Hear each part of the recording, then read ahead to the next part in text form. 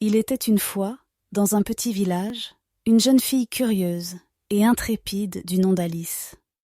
Elle était toujours en quête d'aventures et de nouvelles découvertes. Un jour, alors qu'elle se promenait près d'un étang, elle aperçut un étrange lapin blanc en costume qui semblait très pressé.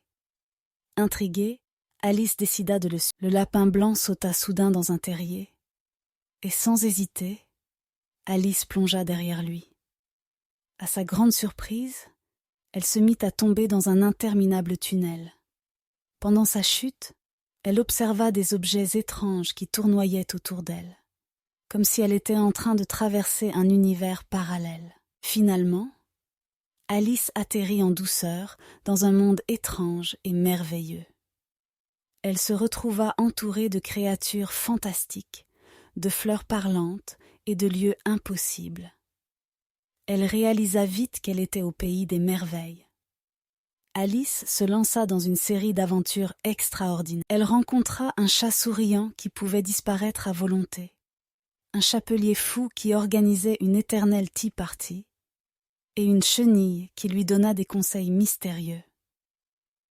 Chaque rencontre était plus bizarre et captivante que la précédente. Alice se retrouva également à changer de taille de manière inattendue.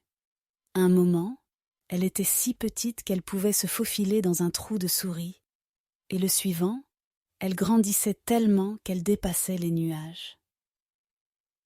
Ces changements l'amenèrent à repenser sa perception du monde qui l'entourait. Alors qu'Alice continuait son exploration, elle fit la rencontre de la reine de cœur, une femme autoritaire obsédée par le jeu de croquet. La reine de cœur avait une passion pour prononcer la phrase « qu'on lui coupe la tête » à la moindre contrariété. Alice devait naviguer avec précaution pour éviter de se retrouver elle-même en difficulté. Après de nombreuses péripéties, Alice réalisa qu'elle voulait rentrer chez elle. Elle comprit qu'elle devait trouver la clé du mystère de ce monde étrange et comment le quitter.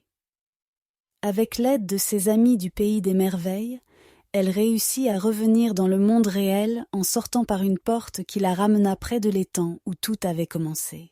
De retour chez elle, Alice regarda les étoiles, se demandant si tout ce qu'elle avait vécu était réel ou simplement un rêve extraordinaire.